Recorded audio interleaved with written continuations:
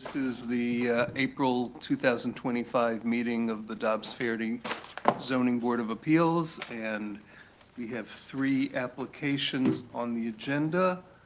The first one is concerns 200 Ashford Avenue. Is the applicant here, or someone here for the applicant? Would you please step up to that microphone? It's online. Oh. Yeah, you could. Okay. Good evening, Please, this is Shaheen tell Badali. us who you are and let us know what you want us to know. Thank you. This is Shaheen Badali, 2 Wilson Place, Mount Vernon, New York, 10550. I'm the engineer representing the applicant. I'm going to share my screen if I may.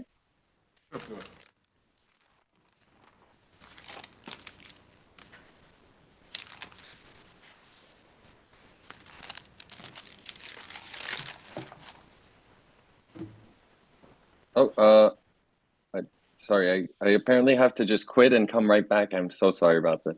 You know what, while you're doing that, let me just let everyone know what this application is about. This applicant was before us concerning this property back in 2024, and there were some issues that were raised, and we suggested that the applicant present its application to the planning board, which I understand has been done, and maybe we'll hear more about that. So we now have a revised application, and the issues that are raised by the building department's denial of that application are things that would need 3 different variances.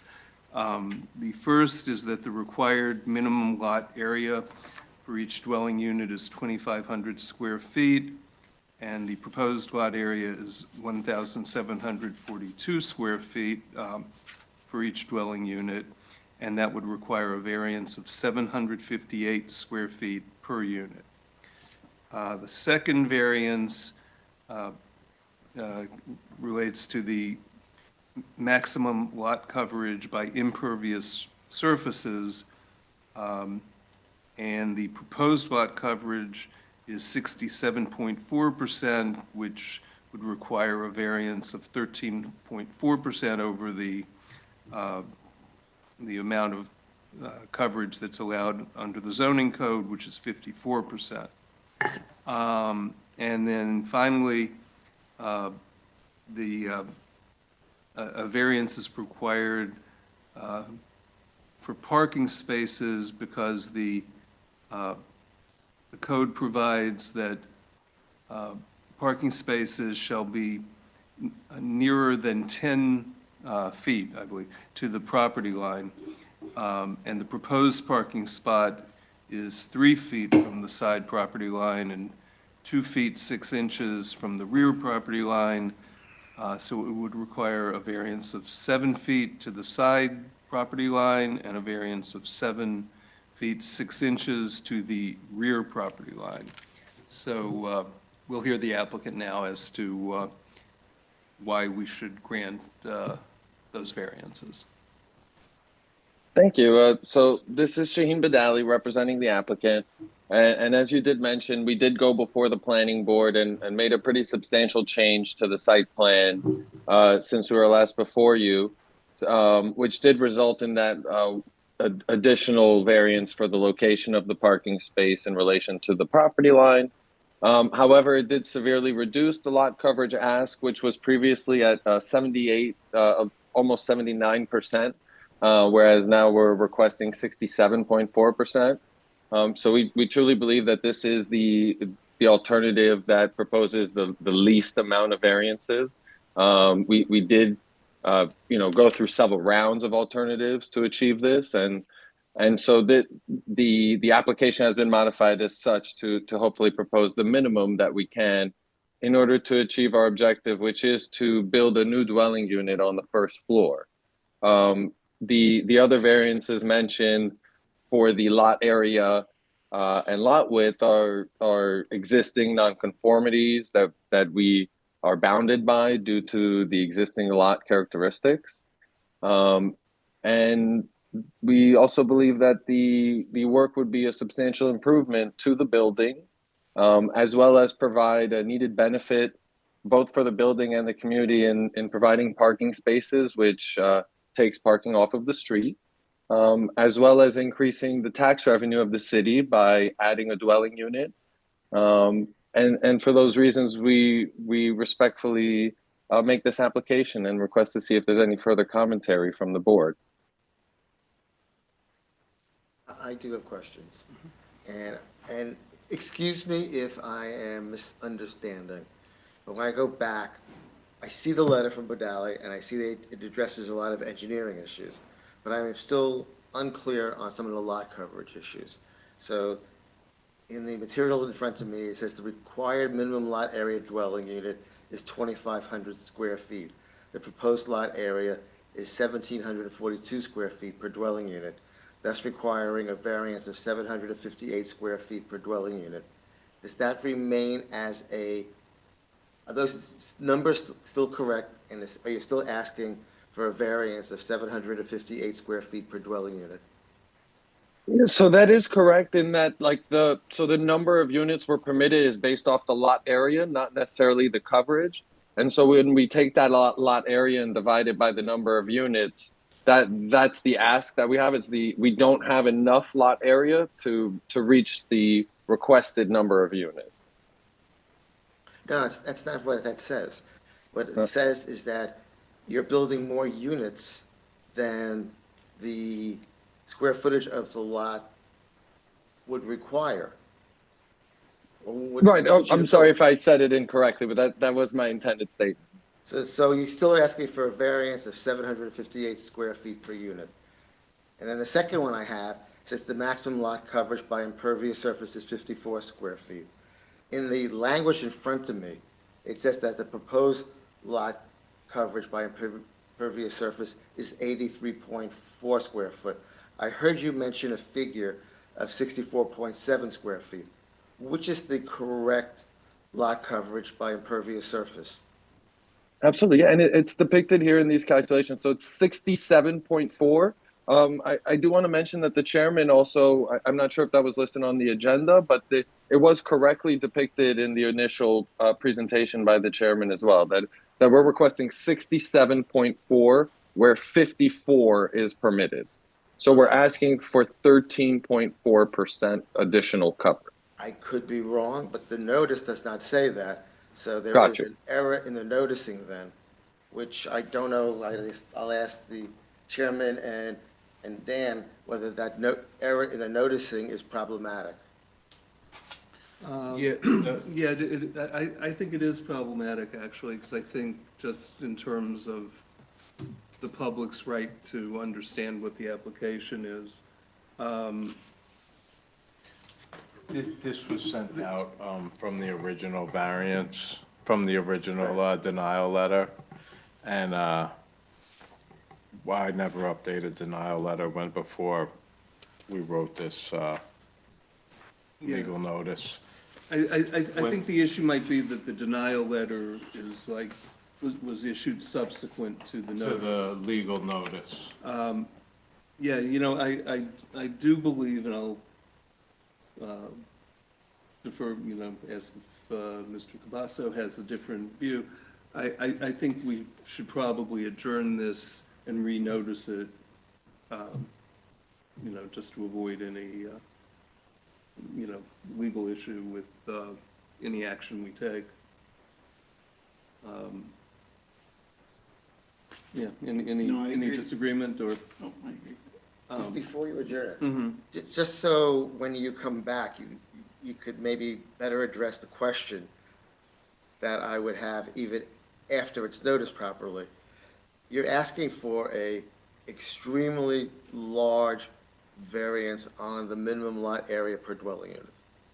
Are there actions you can take to reduce that variance? Because it is, it's a third of the, you're half over the permitted total. And that, we generally give variances on these kinds of things, 10%. We don't generally give variances that are 750 square foot variance on a 2,500 square foot area. And that's a huge variance. So I don't know if you've looked at the options you can take to make it more compliant or closer to compliant, because I just want you to know up front, for me, that's going to be a concern when you come back. So, you're prepared to answer it at that time, so we don't have to bring this into another month. Thank you. And if it's appropriate, I could draft a supplemental statement to the original statement I wrote for the board's consideration prior to the meeting, and then possibly read that in for the record at the next meeting. That way my position could be more clear. That's fine, or you could do something to make the variance request lesser. Well, if I could just briefly comment on that, I mean, so it's based on the number of units. So as soon as I add a unit, that number is kind of set in stone. So I couldn't add a unit and make it lesser, and that's essentially the whole nature of the application. And I can definitely further explain that in detail, but unfortunately, it is impossible for me to make it lesser without just canceling the ask for the extra unit. So I'm not sure who asked you for the extra unit. I mean, it's the applicant's request to construct that. So, yeah. So we're not asking you to do that. The planning No, of board course hasn't not. asked you to do that. So technically speaking, you could reduce a unit. Well, Let's absolutely. explain why you need that unit.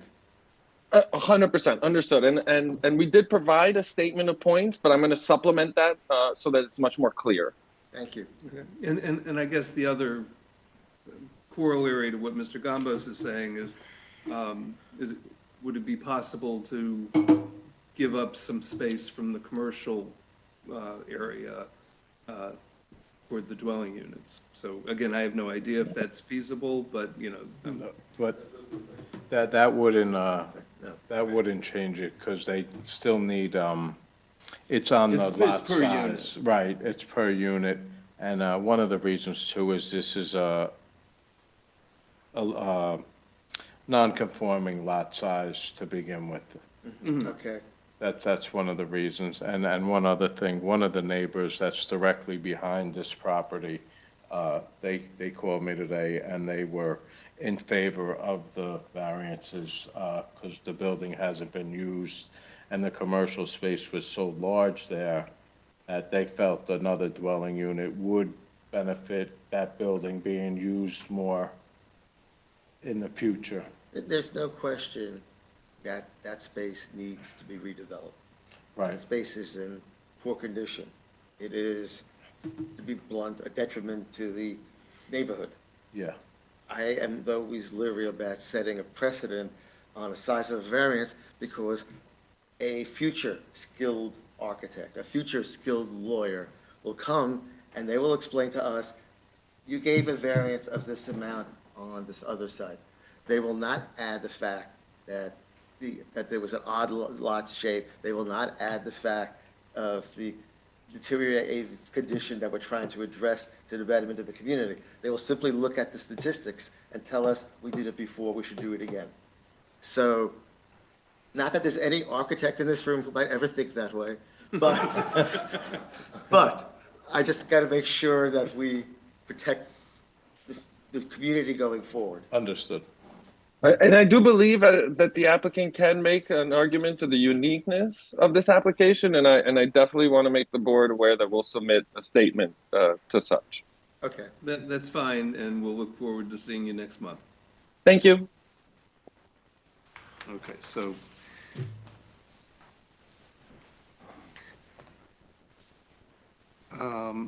our next application is 47 Walgrove Avenue, and I see Mr. Steinschneider is here, and please step up to the microphone and tell us who you represent. And in the meantime, I will, before you do that, I keep skipping this.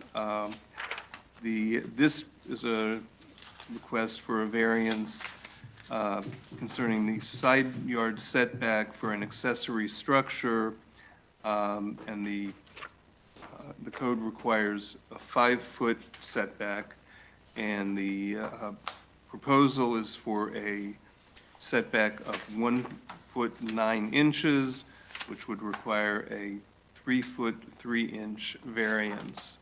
And it's extending an existing non-conforming use. So please, Make my case? please make your case. Yeah. So Patty Steinschneider, Gotham Design, representing the owners of the property, the Kurtulu Kobayashis.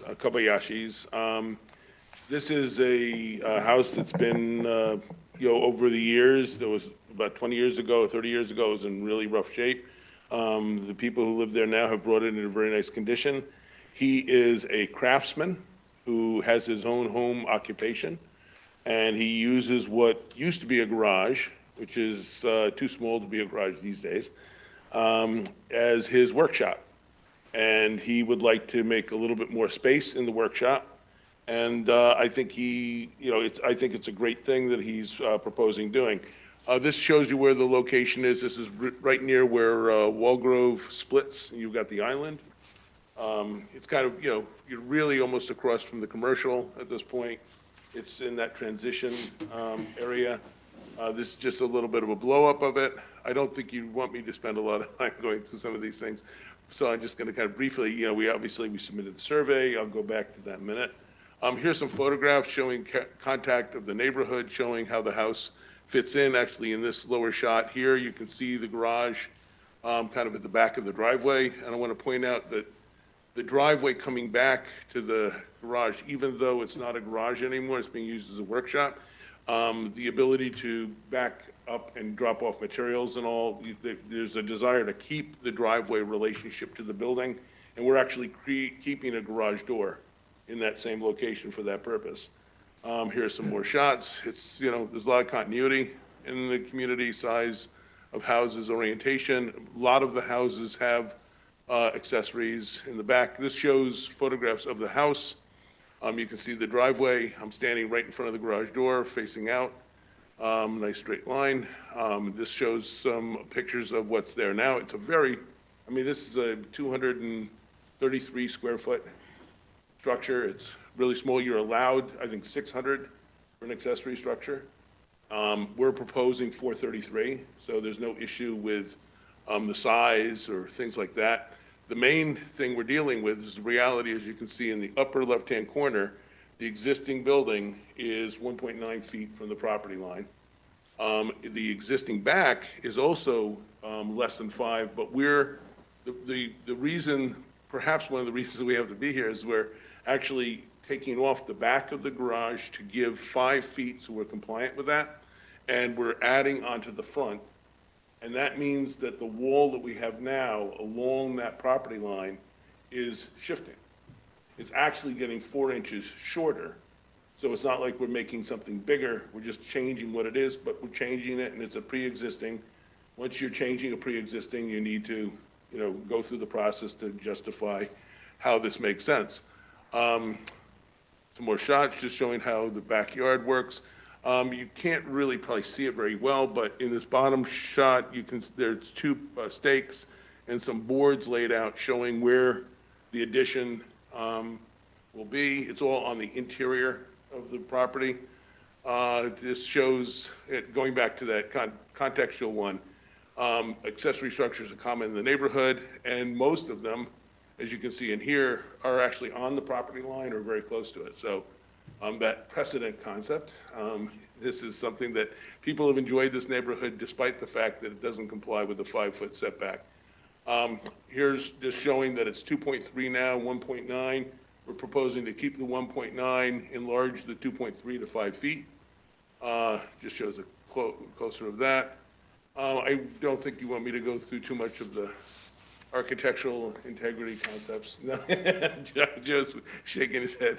So I'll get to where this kind of shows, these 2 shots show what the differences are in the building, and then I superimposed them. So you can kind of see the yellow is what it is now, the orange is what it'll become. So it shows how that shifts over. We're going to be dealing with stormwater. This is actually in that kind of wet area on Walgrove that they're actually doing a lot of work to fix now, the drainage. So we want to keep things from having a problem with water. So we're putting in a Cultec unit to take the water, so that'll improve the conditions. It's a little bit fun in terms of how we've approached the design. It's not just a box. We've got a storage space up in the top. I saw Rob Lane yesterday. He said, does he really want to use it in the workshop? Because that makes such a cute little ADU. But no, he needs the workshop. That's what the use for this is. So, you know, we've got everything else compliant. Everything else works with it. So I think it really comes down to whether we're allowed to keep the existing setback on that one side, or whether there are issues of concern with that. Okay. Anybody have questions? No. Is there anyone anyone else who wants to be heard regarding this application? Anyone online? Do you know, has there been any communication with the neighbor to the north? My understanding is they've had conversations with the neighbors, that the neighbors are aware of this. We did the noticing and all that. We've got 3 signs out in front. Yeah, so it's pretty obvious that something's planned. But I think what people are thinking of is that they have approached this in a very nice way, that they're actually removing one of the nonconformities. They're not increasing the existing nonconformity in terms of reducing that setback or anything. And a lot of their thinking is to position to not have impacts on the trees. The shape of the roof actually was so that we could get him the space he wanted without having the roof come up in an area that would bother one of the limbs, even though that's a tree on his neighbor's property and the limb overhangs his, and he theoretically would be allowed to trim. They love the trees and they give a nice shade for the yard, so we're charged with the responsibility of making sure that this doesn't harm them. Motion to close the hearing? Second. Motion to approve the variance request of 3 feet 3 inches to extend the non-conforming use consistent with the drawings submitted as part of the package. Second. All in favor, say aye. Aye. Aye. You didn't do the thing of announcing when you've only got 3, it has to be unanimous. It's fast, I know. All right. So we will move on to our final application of the night, which is for 15 Grandview. And let me announce what the issue is here. This is a request for a variance in connection with plans to enclose a porch, and it involves the minimum side yard setback, which is 10 feet, and the proposed setback is 5.75 feet, so the applicant seeks a variance of 4.3 inches. So please tell us your name and let us hear your reasons for why we should grant that variance. I'm Blake Jost. I'm the homeowner at 15 Grandview Avenue. Our architect, Jim, couldn't make it tonight. He had a conflict, so you're stuck with me.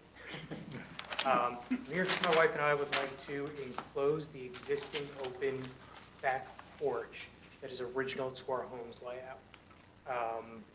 We're doing so to add more cabinet space and change the layout to create a more functional kitchen. Excuse me. This is the only way to do it without changing the layout of our home, removing walls, or bumping out in another way. The plan allows us to keep the home's original layout while making it more functional and keeping the historic character of the home. Our house is old. It was built in 1915, and it's on an existing non-conforming lot, which is the need for the variance. So again, we're only going to be closing in this small section of the porch on the back of the house, and will not be adding anything to the home's exterior footprint. If needed, I did come prepared with some photos, but Well, if you have the photos, yeah, we'd like to see them. Sorry.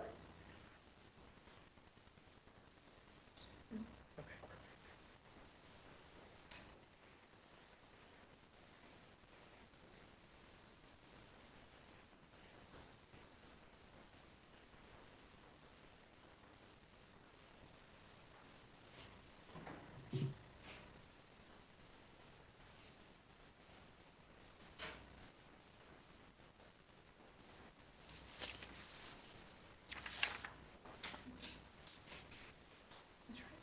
Sure.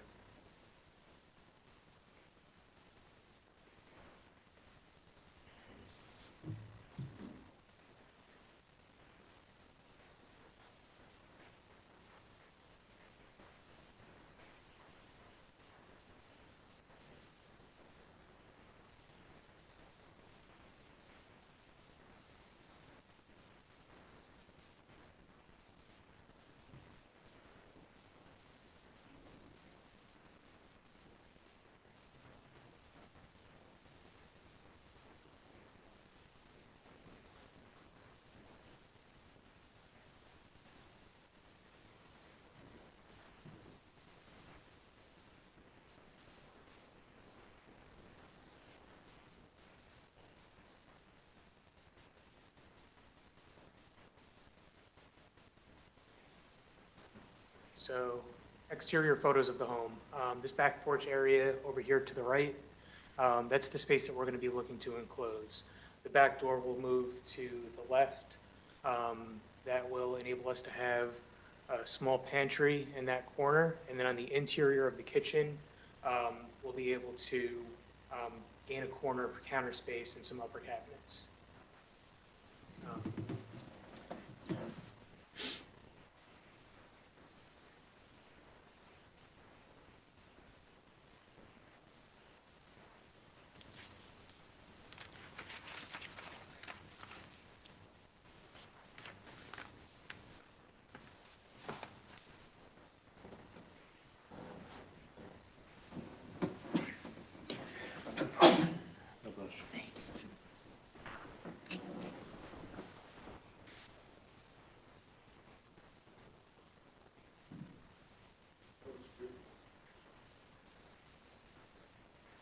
Okay, so this is what we hope to accomplish by enclosing that space.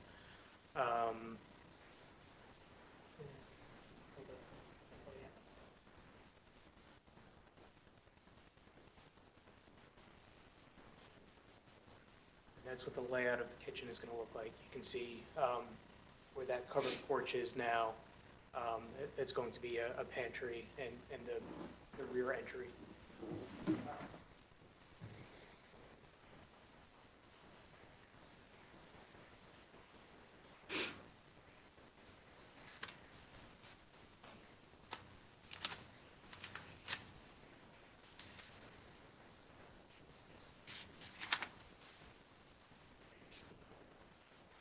Do you have any image about how the space is going to be enclosed and how the house will look with the enclosed space?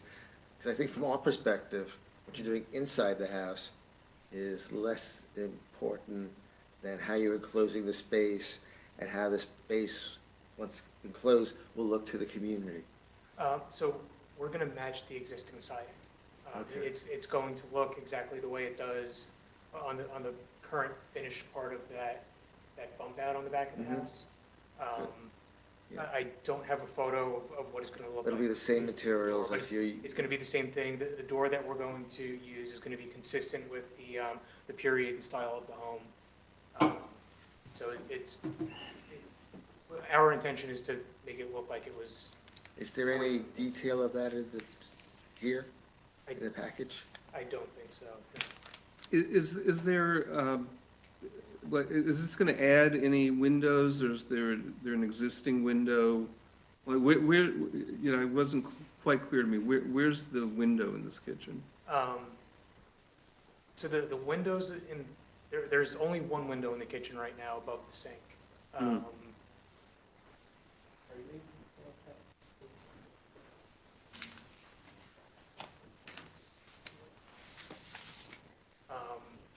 see on the inside right now, we have a window on the left side right there. That's going to remain in place as is. But you're going to move the door. Right, the door is gonna move to the right, where that, like, small pantry area is right now. Okay. Dan, Dan? would it be appropriate for us to approve the variance, assuming that the architectural review board will look at the details of the house? Yes, and also they do have a sketch on here of stating that they're gonna match the existing siding and stuff. That's, if you wanna show that to Bruce, it is on that plan. And that. It will match what's there, but it will be looked at by the AHRB also. Yeah, as long as somebody is looking at it. Yeah, the AHRB. I see we got something there, that's good. They will look at it too. Okay, and so the corner this is on, this face, so it faces the rear yard and then, and the side to the north, I think. Yes. And has that neighbor, They're, spoken to you about Yes. this? they're aware of it, they're perfectly fine with it. Okay. Is there anyone waiting to be heard from the community on this application?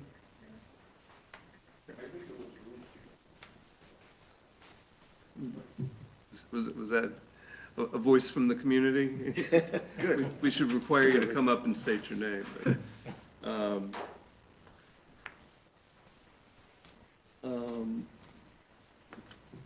so, I feel like this is a fairly de minimis change.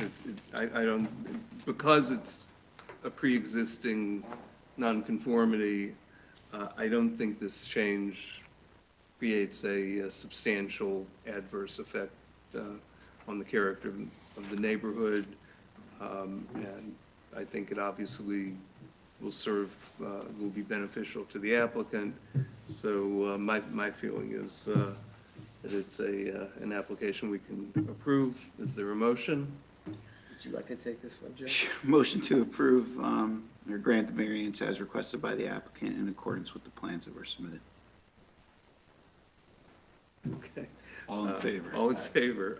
Aye. All right. Gentlemen, Good luck. And you do still need to go to the architectural and historic Yes. review, and so they'll weigh in on other aspects of this. All right. I believe we can adjourn the meeting, and we will be back again, hopefully, second Wednesday in May. Yes, Thank you. thank you. It's funny, as soon as I read the 200 Ashford, it all came back, exactly what the issue I had was.